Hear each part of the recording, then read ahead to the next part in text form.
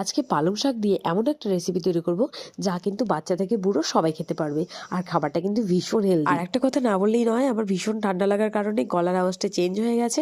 তোমরা একটু কষ্ট করে দেখে নাও ভিডিও। এখানে নিয়েছি একটা মিডিয়াম সাইজের আলু, ডুমো ডুমো শেপ করে কেটে নিয়েছি, আর অর্ধেকটা বেগুন, সেটাও ডুমো শেপ করে কেটে নিয়েছি, আর একটা কাঁচা লঙ্কা নিয়েছি, আর অল্প কিছু ডালের বড়ি নিয়েছি। কড়াই বসিয়ে দিয়ে তাতে সামান্য কিছুটা পরিমাণ তেল, ডালের বড়িগুলোকে দিয়ে লাল মতো করে ভেজে তুলে রাখলাম। তেলের মধ্যে হাফ চামচ কালো জিরে আর একটা কাঁচা লঙ্কা ফোড়ন দিলাম। যেহেতু এটা আমার ছোট বেবি খাবে, তাই আমি একটা লঙ্কা দিয়ে এটা বানাচ্ছি। তো তোমরা চাইলে আরো লঙ্কা অ্যাড করতে পারো এর মধ্যে।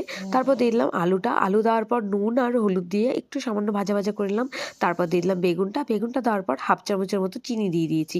চিনি দেওয়ার পর এবার আবারও একটু নাড়াচাড়া করে তাতে দিয়ে দিলাম পালং শাকগুলোকে দিয়ে একটু ভালো করে কষিয়ে নিলাম, মানে যতক্ষণ না পর্যন্ত জলটা শুকিয়ে আসছে। এরপরে এতে 2 কাপের মতো জল দিয়ে 5 থেকে 7 মিনিটের মতো ফুটতে দিব ঢাকা দিয়ে।